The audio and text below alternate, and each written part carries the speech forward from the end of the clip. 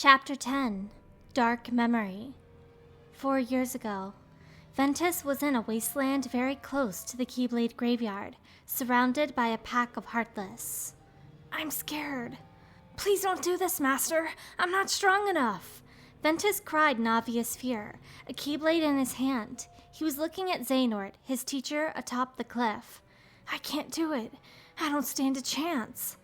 The Heartless crept nearer to Ventus. A black stain upon the ground spread, and then 2 more Heartless popped out from it. "Why is this happening to me?" The palm of Ventus's hand clutching the Keyblade was greasy with sweat. "No, it is because you are trying to hold it in.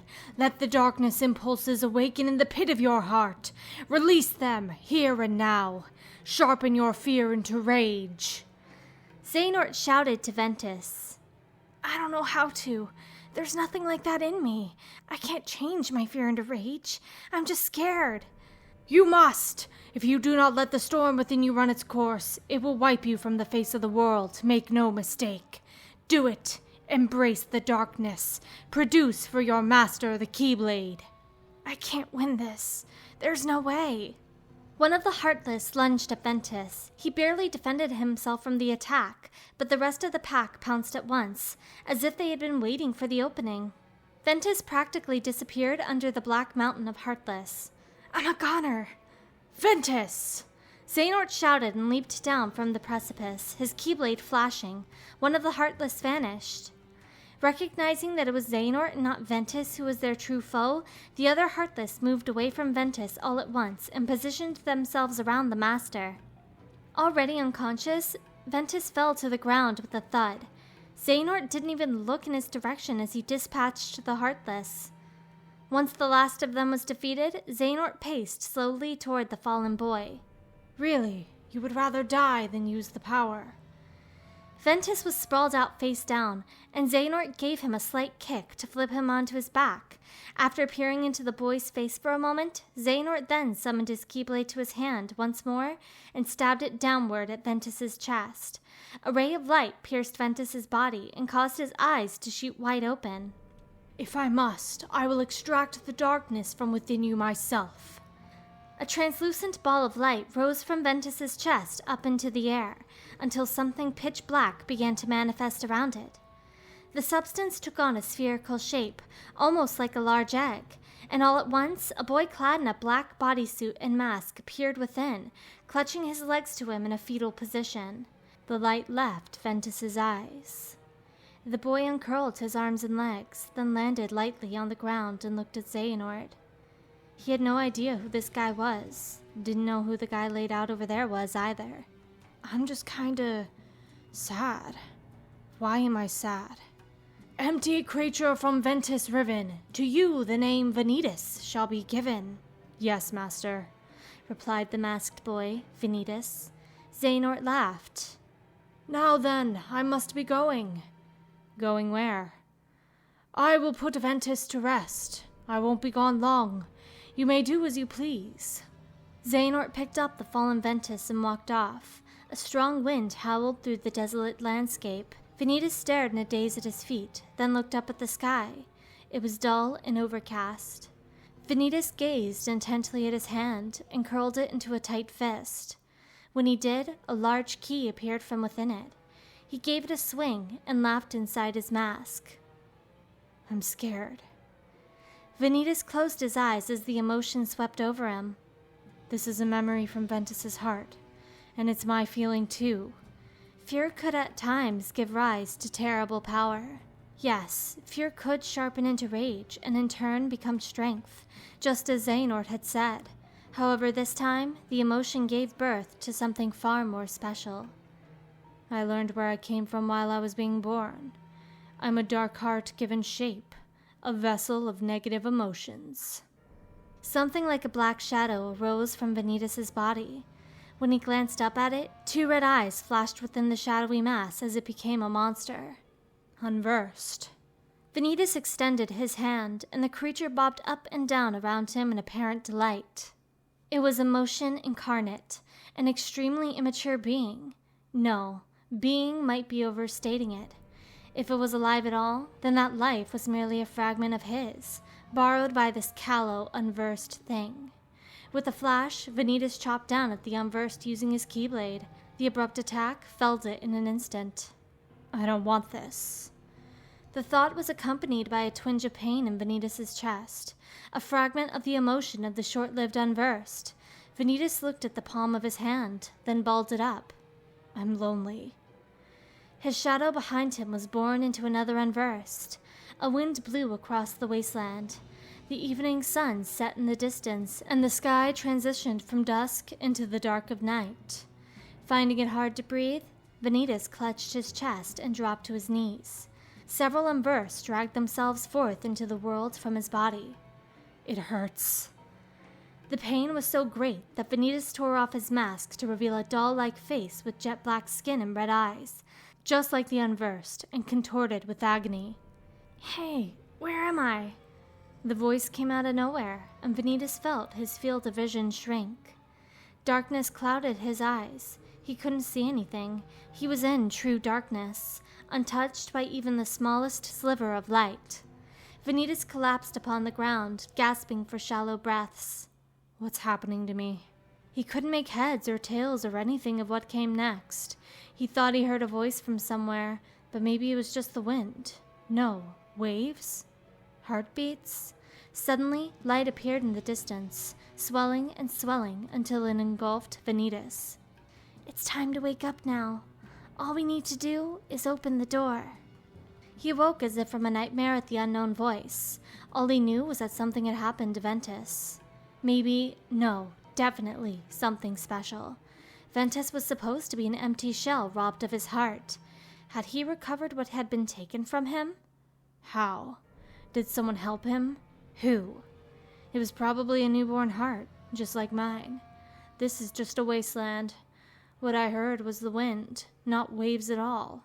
With a slight shake of his head, Vanitas touched his lips and realized something was very wrong. The world was clearly different from the way it had been just moments ago.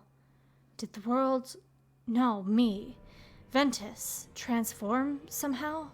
When Vanitas stood up, his visage had turned into a boy's. Nothing like the unversed. It greatly resembled that of a youth who, in 15 years, would come to be known as a hero of light. His new journey wouldn't begin just yet. Now was the beginning of an endless darkness. Vanitas twisted the boy's face into the barest hint of a smile. The night was ending when Xehanort returned with Ventus to the wasteland near the Keyblade graveyard. The breaking light of dawn shone over the boy as he walked up in a daze. Hey, you're back. Vanitas grinned as he took in the sight of Ventus, who stood with his head lowered. Ventus stepped back in fright, then crouched down, clutching his head. What's the matter? Vanitas kicked Ventus in the side, sending him tumbling to the dirt with a yelp. He'd definitely gotten his heart back, but the kid was still a shell of his former self. Vanitas looked down at Ventus, moaning in a ball. I hate him. He despised Ventus, though he wasn't exactly sure why. With a surge of emotion, darkness swelled up behind Vanitas and birthed an unversed. My, what have we here? Xehanort exclaimed, observing the creature. An unversed. They're monsters that come from pieces of my emotions. Excellent. Vanitas didn't see what was so excellent about it. I'm angry. Don't excite him, Vanitas. Xehanort shot Vanitas a glare as he strode over to Ventus and helped him up. His golden eyes glinted sharply. Excite him? Why shouldn't I? He's me. And didn't you just say you liked the unversed? What happened to putting this loser to rest? The situation has changed. Ventus's heart is not so weak. Whatever. Vanitas spat, so Xehanort didn't know what really happened to Ventus.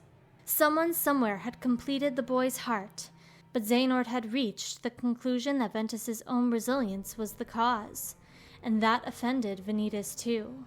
He's undeniably part of me, so why do I hate the kid so much? Get out of the way. I'll rid of him myself. Vanitas summoned his keyblade into his hand. Wait, we don't know what will happen to you if he meets his end. So now what? If I have to be around him, I know I'm gonna end up snuffing him out. His keyblade still at the ready, Vanitas looked at Ventus, whose face remained twisted with pain. Then I know just the place for him. You're gonna lug him off somewhere else then? Man, glad he means so much to you. Vanitas laughed. Both you and Ventus are necessary to my plan. Your plan, huh?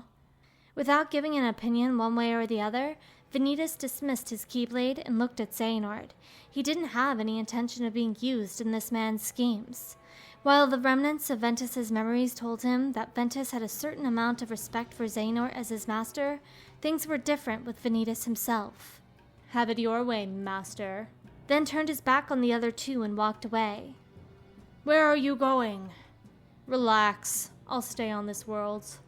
Behind Vanitas, the unversed followed after like his attendants. What would it take to get rid of this anger? Why was I ever born? Vanitas gritted his teeth and scowled. Will my doubts ever go away someday? Thinking that he would at least lay the broken boy to rest in a peaceful place, Xehanort had headed to his former home, the Destiny Islands, and the seaside where he had made his decision to leave it all behind. He didn't know why that place had come to mind. He hadn't returned to it once since his departure, and not a single thing had changed. It was tiresome and dull, silent for the whispering tide. There, at least, Ventus would be able to rest quietly, he had thought. But instead of remaining in a wakeless sleep, the boy had raised a keyblade to the sky. The light of his broken heart had not been extinguished. In that case, Xehanort should have been able to produce the keyblade by cultivating the remaining light in Ventus and the dark within Vanitas, and then bringing them together. Unfortunately, Ventus had fallen unconscious once again when he made contact with Vanitas upon their return to the Badlands. It would seem Vanitas' dark heart was still too strong for Xehanort to work with both of them at the same time. In that case, he could think of only one solution. Ventus would be prepared elsewhere. And for nurturing a heart of light, there was only one place.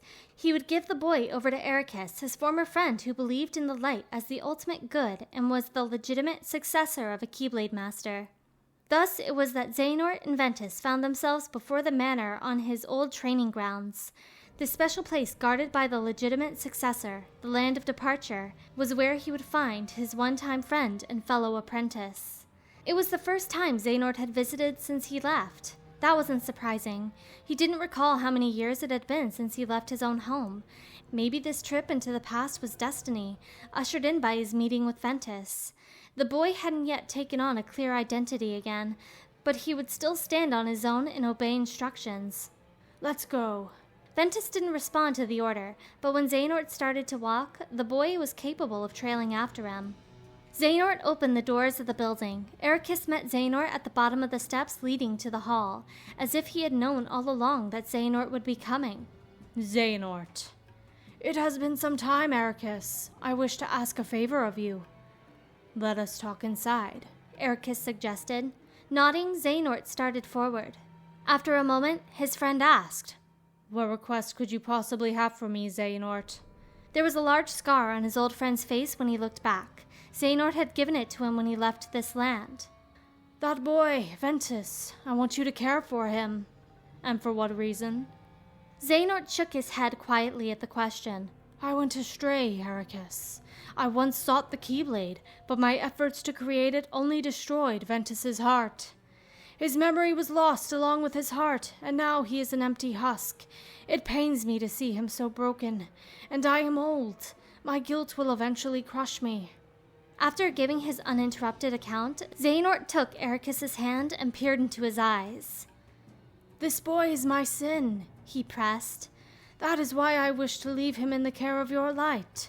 I fear the darkness will take hold of you once more in my quest to glean the truth of the Keyblade. I beg you, Eraqus, heed the request of an old man.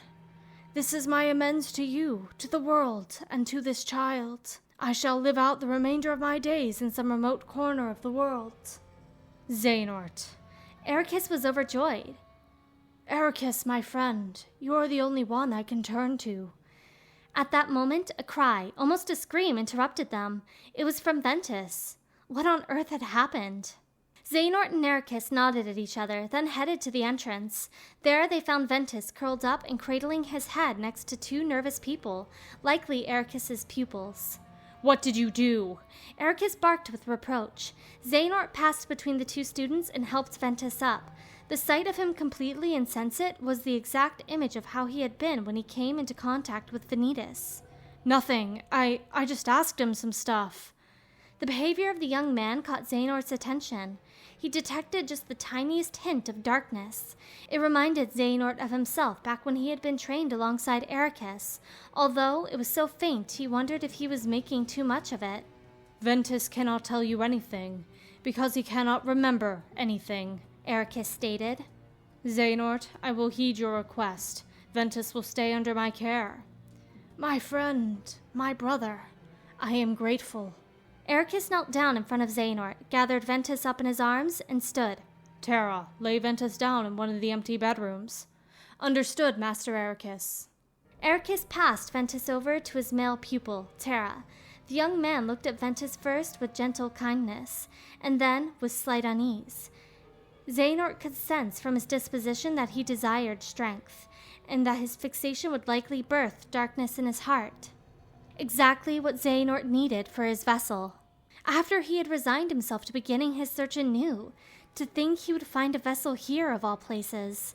Xehanort had originally taken Ventus as a student so that he might discard his aging, decaying frame and house his heart in a new vessel. Ventus had proven too mild-mannered for that, however. An excess of kindness was nothing short of weakness. That was why he had elected to remove the darkness from the boy's heart, splitting him into halves of pure light and pure darkness. Yes, his goal was actually twofold now: the Keyblade and the young body he needed to live on. I'll go make the bed. Thank you, Aqua. The female student, Aqua, ran up the stairs, and Terra gently went up after her, cradling Ventus as if he was afraid he would break. Once they were gone, Eraqus turned to Xehanort. He rubbed the scar on his cheek for the briefest of moments and then closed his eyes, perhaps remembering the past, then finally spoke with a gentle smile. I look forward to the day we can speak again, Xehanort. Yes, as do I, Xehanort responded, then chuckled. Vanitas felt a stirring in Ventus's heart, and then it stopped all at once. The incessant winds whipping across the earth had fallen still at the same time. He looked up at the sky. The situation had changed again. Xehanort must have done something. Meanwhile, the plan Xehanort had mentioned was bothering him. Why was I born? Why was I made? Where did Ventus go? And what do I do now? I'm nervous. His formless anxiety about the future created another unrest from Vanitas' body. Just looking at the feebly twitching creature made him angry, and another unrest was born. It upset him, like he was seeing his own weakness, and this, of course, produced more of them. Vanitas summoned his Keyblade to his hand and took it to the unverse, scrabbling around him. Pain tore through his body as he brought it down. This was the second time he had defeated one of the creatures himself. Vanitas lashed out at the other unversed. I don't want to go away. Spare me. It hurts so much. I hate him. So many emotions poured into him along with the pain. The influx of feelings brought with it more pain, which in turn spawned more unversed. Defeating them will make me stronger. It seems the more I hurt these pieces of myself, the tougher I'll become, and my unversed with me. Pain and hate and suffering will be my power. The dark heart he'd been left with was so miserable. Why am I the only one who has to suffer? He pushed all his misery off on me, and now he's off doing what? Sleeping? I'm jealous. A black mass on another magnitude from before floated up out of Vanitas and became an enormous unversed. The gigantic creature then flew off. Vanitas bit down on the inside of his cheek as he watched it go, then closed his eyes, trying to sense Ventus and his now still heart. He couldn't feel anything. That meant Ventus himself wasn't feeling anything at the moment. Wish I could be numb like that too. We used to be one, so why did we have to get separated? I'd probably feel a little better, at least, if we were together again. It's Xehanort's fault for tearing us apart. But he's the only one who gets to feel good. He doesn't have to deal with all this pain. I envy him. Vanitas despised Ventus, loathed him. The stream of unversed emerging from him also upset him. What would it take for me to escape all of this? And so the days dragged idly by. Ventus's heart did not awaken. The only means Vanitas had of relieving his boredom was dispatching the unversed. Each time, it created a jolt of pain in his body. The pain fed his hatred toward the world, toward Ventus. And when the hate filled him, the unversed were born. It hurts. Doing away with the unversed was tantamount to inflicting pain upon himself. Why am I suffering so much? Why won't Ventus wake up? Xehanort must have seen the state Vanitas was in. Sometimes the pain caused him to collapse in the wasteland, even lose consciousness entirely. When he woke up, his cheeks were wet. He was sad and lonely and miserable, but he didn't know what it was to be all those things. He had no idea, which is why he did away with still more unversed. He didn't know what else to do. If he didn't snuff out these creatures, he wouldn't be able to feel anything at all. My hate makes me stronger, but it feels so horrible. He defeated an unversed. The wound brought pain with it. He fell to the ground. Dust drifted around him. You are truly a marvel, Vanitas, Xehanort said as he walked up to the boy moaning on his hands and knees. What's so marvelous about it? Vanitas asked between ragged breaths. What part of me is a marvel? All I do is create these hideous things. Vanitas wrapped his arm around himself as an especially powerful spasm of pain assaulted him. The agony was choking him. You must suffer more and more, the old man said, turning to leave. Vanitas slowly got to his feet behind Xehanort. No. Xehanort turned back toward the muttering at his back. No. Why am I the only one who has to go through this? The old man exploded into laughter at Vanitas' question. What's so funny?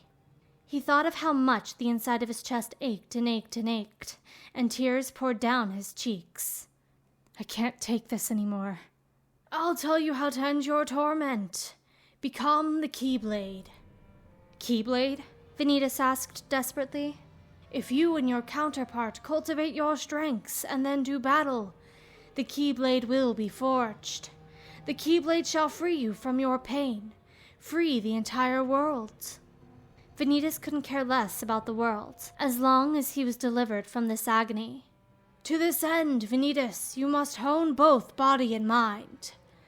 With those parting words, Xehanort turned away from Vanitas. If I become the Keyblade one day, I'll be free of this torment.